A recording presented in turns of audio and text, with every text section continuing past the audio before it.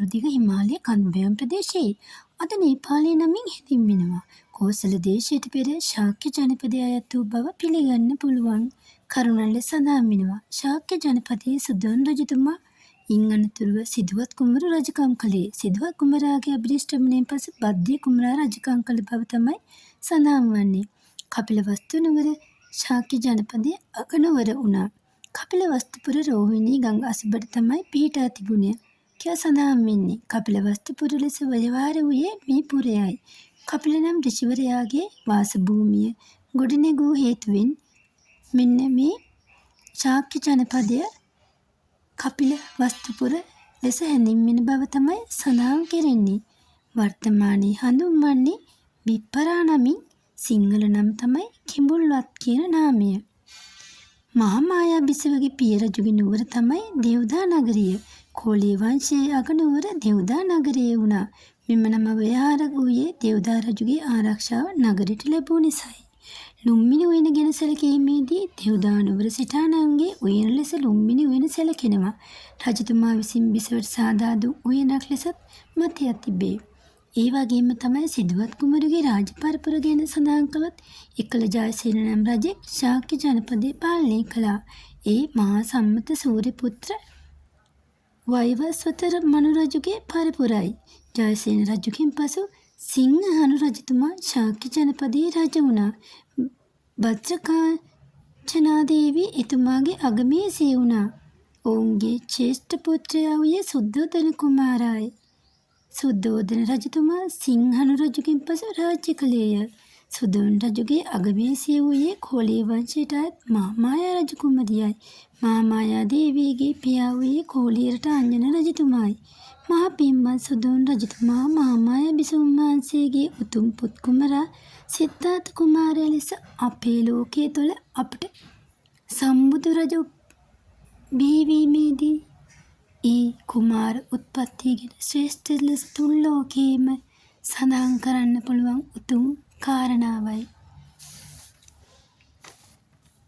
බුදුන් වහන්සේ ලොව පහළ වීමට කාලය පැමිණෙතැයි සාකච්ඡා කළ දේව බඹු තුසිත දිව්‍යලෝකයේ ඉපදිලා දෙව් සැප විඳිමින් කාලය ගත කළ සන්තුසිත දිව්‍ය රාජයාණන්ට බුදු වීමට මිනිස් ලොවට ඉපදෙන ලෙසට ආරාධනය කිරීම බොහෝ දෙනෙක් ඉතිහාසයේ බෞද්ධ ඉතිහාසයේ අධ්‍යයනය කිරීමෙන් දන්නා කරුණක්. දේව බඹුන්ගේ ආරාධනා පිළිගත් සන්තුසිත දිව්‍ය රාජයාණෝ මතු බුදුබව ලැබීමට මිනිස් ලොව උප්පත්ති ලැබීම සඳහා කාලය, දීපය, දේශය, කුලය, මව යන පස්මා බැලුම් බැලුවා. සුදු නිලුම් මලක්ගත් ඇත් පැටවෙකු කෑගසමින් රම් පැහැති විමානයට වෙදී දේවියගේ ඇඳ වටා තුන්වරක් කැරකී මහා මායා දේවියගේ දකුණු වැලපත බිඳගෙන කුසට පිවිසෙන සීනය මහා මායා දේවිය දුටුපසු ඒ සීනේ පළ විචාරීමට සුදොන් රජතුමා කටයුතු කළා. එදිනේ සීනේ තමයි සන්තුෂ්ඨ දිව්‍ය රාජයා දෙව්ලොවින් චුත වෙලා මහා මායා දේවියගේ කුසේ පිළිසිඳගත් අවස්ථාව. ඒ ඇසළමස පුන් පොහෝ දිනයක්. ඒ අවස්ථාවේදී ආලෝකයෙන් දිදුලමි සභාදම් වඩාත් අලංකාරව බැබළුණා.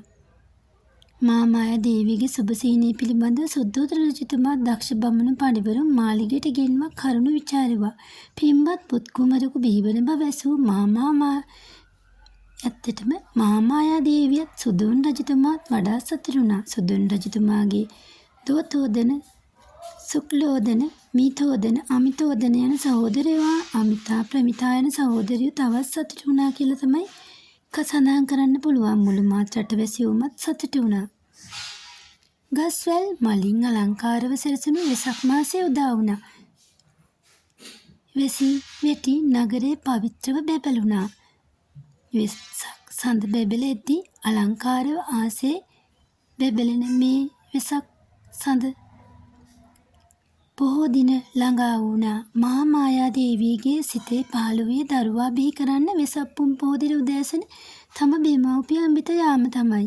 සුදුන් රජතුමා පෙරහැර සූදානම් කර මහාමායා දේවියට ගමනට අව සියලු කටයුතු සලසා සල්මලින් බර වුණු ලුම්බිණි සල්ලුවන දෙකෙහි සිරිනැර බීමට අතරමඟදී මහාමායා දේවියගේ සිතේ කැමැත්තක් ඇති වුණා.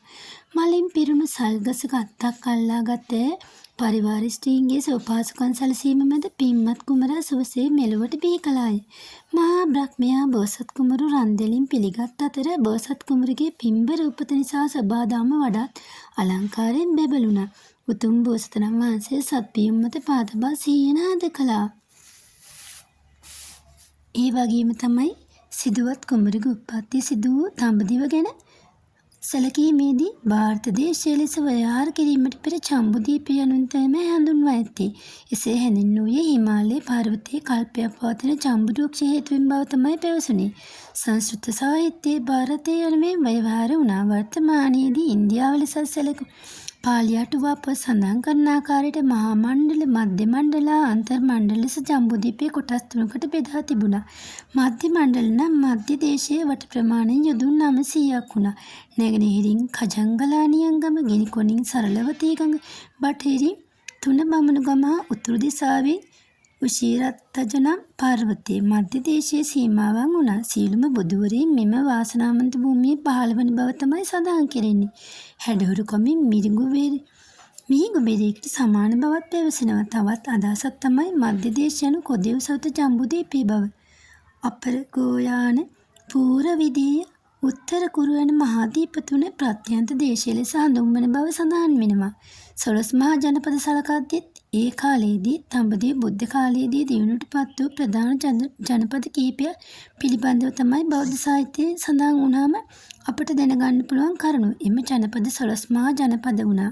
ලෙස තමයි හැඳින්වුනේ. අංග, මගධ, කාසි, කොසල, වජ්ජි, මල්ල, චේති, වංග, කුරු, පංචාල, මච්ච, වස්ස, සූරසේන, අස්සක, අවන්ති, ගන්ධාරා, කාම්බෝජ යනුවෙන් හැඳින්වුවේ ඒ 12 මහා ජනපදයි. ඉතින් ඇත්තටම සිදුවත් කුමරුගේ උපත ලැබීමේදී අපි අහලා තියෙනව නේද?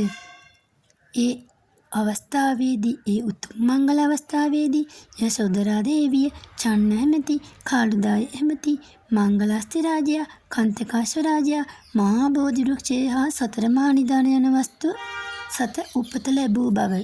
සිදුවත් කුමරු උපත ලැබීමෙන් පසු සිදු වූ වැදගත් සිදුවීම් බොහොමයක් සඳහන් කරන්නත් පුළුවන්.